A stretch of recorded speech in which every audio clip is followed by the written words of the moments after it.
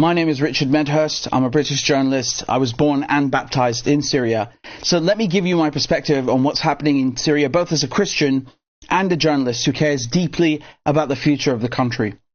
For the last days, the media have been showing images of people celebrating and jubilating and saying the country's finally free and everything is fine and dandy.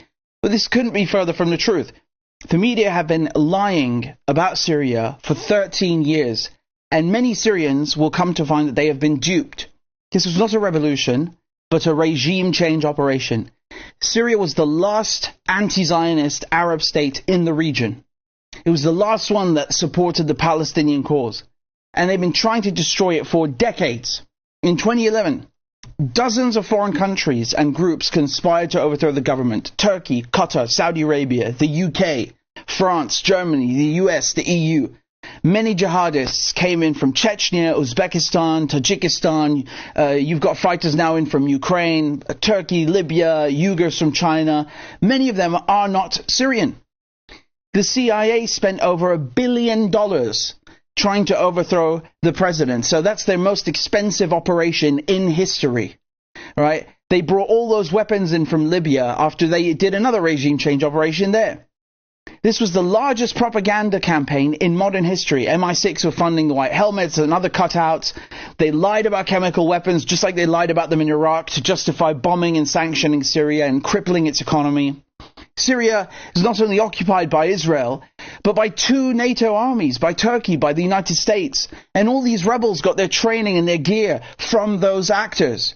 You've got a photo of Jolani who's just casually standing there watching Damascus as it's being bombed by Israel, doing nothing. And what is he wearing? He's wearing a t-shirt, a shirt from Emerson Gear. So that's either Israel or Turkey that gave it to him. And Turkey was giving these terrorists safe haven in Idlib for years. Syria cannot be removed from the geopolitical context of the Levant. You can't talk about Syria like it's some remote island where things happen in a vacuum. Syria was the piece that connected Iran and Iraq to Lebanon and Palestine. The timing of this offensive in the last few days wasn't a coincidence. It happened right after there was a ceasefire in Lebanon. So as they destroyed Gaza, as they destroyed Lebanon, the Israelis then moved on to destroy Syria. And Turkey, which again is a co-conspirator in all this, is admitting, Erdogan is admitting that he is behind the offensive. He said it on camera. Tabii İdlib, Hama ve Humus, hedef tabii Şam. Erdogan is supporting Israel. He is NATO. He's Muslim Brotherhood. So when you have Erdogan admitting this and then Netanyahu doing a victory lap on Syrian soil on the occupied Golan Heights, I mean, what am I supposed to say? המשטר הזה נפל, זוהי תוצאה ישירה של המכות שהנחתנו על איראן ועל חיזבאללה. The day that Syria fell, Palestine also fell. These jihadists are an extension of NATO, okay? They've got NATO training, NATO weapons. And have you noticed that they never attack Israel, ever? Erdogan and Al-Qaeda, all they do is talk about the Ummah, and yet they won't lift a finger for Palestine? These jihadists are in Damascus, under the Israeli bombs, and they still won't fire a shot at Israel. They won't even talk about the bombings. These rebels have conspired to leave Syria defenseless. Instead of fighting Israel, they're busy changing flags and eating ice cream and giving speeches. That's how much they care about Syria. And make no mistake, because these are extremists, Hayat Tahrir al-Sham is a rebrand of Jabhat al-Nusra, which is a rebrand of Al-Qaeda. Jolani, who now they're trying to portray as some kind of statesman and a moderate, was the head of Al-Qaeda's branch in Syria. He was a deputy of al-Baghdadi in ISIS. The US even put a $10 million bounty on this guy's head. He is a head chopper. He is a terrorist. You think Al-Qaeda is going to give Syrians freedom of speech and protect minorities and make people equal? They're already carrying out public executions, beatings. This is vigilantism. And they said they'd give Syrian soldiers amnesty and then lied about it. And they filmed their own executions. How is Al-Qaeda being in charge of Syria better than the previous regime? The people cheering this on are mental. You've taken away a bad car and then given people a bicycle instead and called it a set of wheels. I mean, this is a downgrade, to put it mildly, in every way. Syria was secular. Syria was safe for all religions and ethnic groups. Syria, remember, is a Christian country first. Christianity was born in Syria. Syria is just as much Christian as it is Muslim. But now Christians and other minorities are under threat. The first photo that they post of this new cabinet and this new prime minister, this is a state institution, right? They've got an Islamic extremist flag right next to the Syrian flag, the new Syrian flag. What kind of message is that supposed to send to Syrian Christians who make up 10% of the population and other minorities? It tells them, basically, screw you. You're excluded. That's what it means.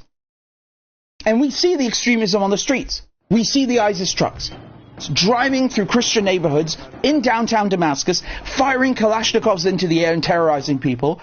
A Christian journalist who was stopped in a Christian neighborhood and questioned about her religion.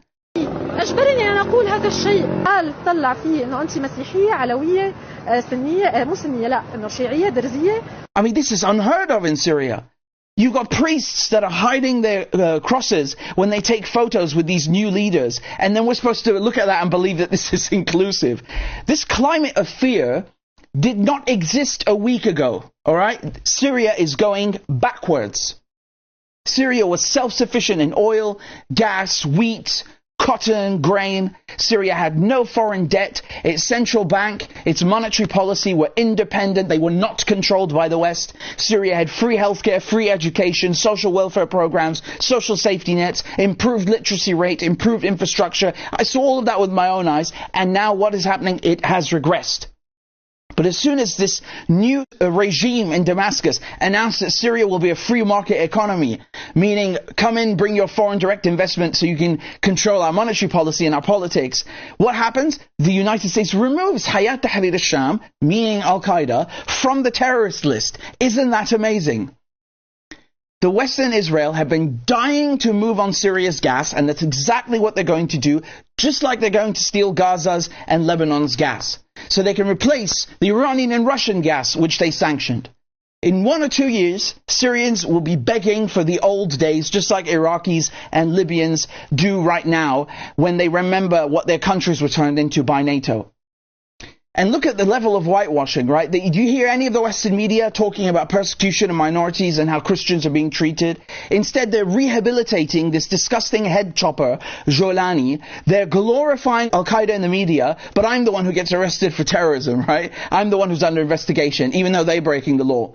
But I think Abu Muhammad al-Jolani, the leader, has made great efforts over the last 10 years to distance himself from those terrorist groups. And certainly the actions we've seen of Tahrir al-Sham over the last 2 weeks has been those of a liberation movement, not of a terrorist organization. And then they have the nerve to complain about Russia invading Ukraine, but they call Israel's invasion a buffer zone. I mean, the nerve.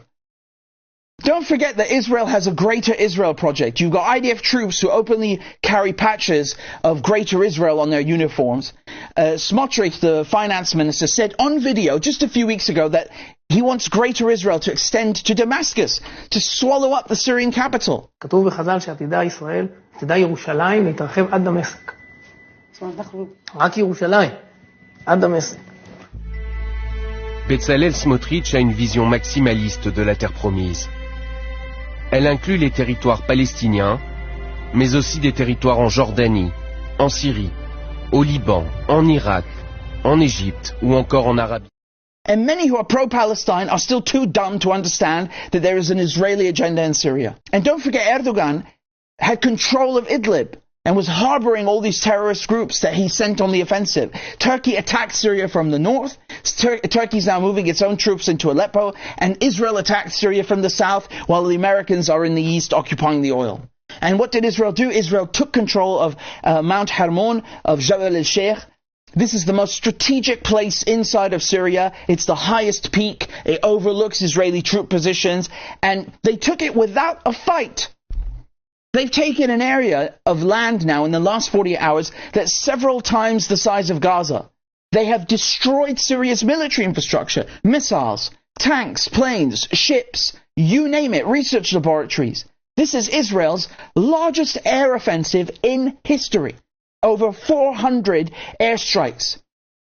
Not a word from these so-called rebels who claim to be representing the interests of Syrians. Israeli troops are 19 kilometers from Damascus. And the irony is the Israelis pretend that, they don't want the weapons to fall into the hands of jihadists. You're the ones who gave the jihadists weapons in the first place. Netanyahu was in hospital, in an IDF hospital, shaking the hands of these so-called moderate rebels who are Al-Qaeda, and doing photo ops with them. They were giving them medical assistance. They were giving them weapons. They were doing everything in their power, acting as an air force for them in order to help them overthrow and topple the government in Syria. And now we've got reports of scientists also being killed and hunted down in Syria, which is exactly what Israel did in Iran. They are crippling Syria's defenses for generations. And any government that is formed now is already going to be neutered, impotent, and illegitimate, and will have no sovereignty. How can you form a government? How can you defend the country when you allowed the enemy to destroy all of the military assets? This is treason. It's frankly treason.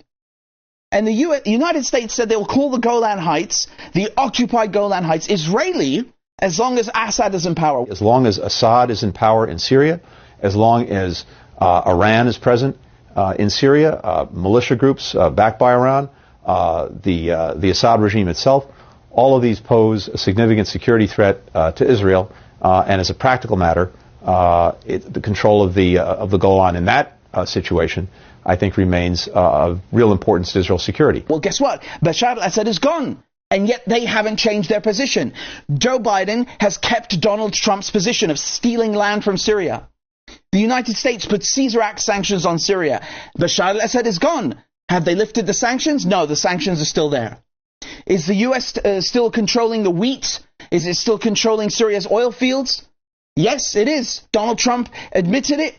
Joe Biden kept them there, and now Bashar al-Assad is gone, and they still won't move their troops. They're still right there stealing our resources. Isn't it amazing?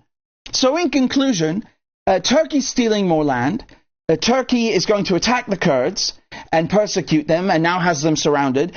Israel is stealing more land. Israel's destroyed Syria's military and Syria's central role in the Palestinian cause. Al-Jolani and his Al-Qaeda scum are going to sit on the throne, and U.S. corporations and banks will take over Syria's economy, hollow it out, steal its resources, and block the new Silk Road's access to the Mediterranean Sea so they can cripple China and the global south.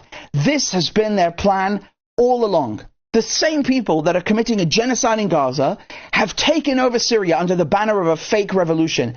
And those who call themselves pro-Palestinian, many of them are too blind to see that by celebrating what is happening in Syria, they're siding with Netanyahu.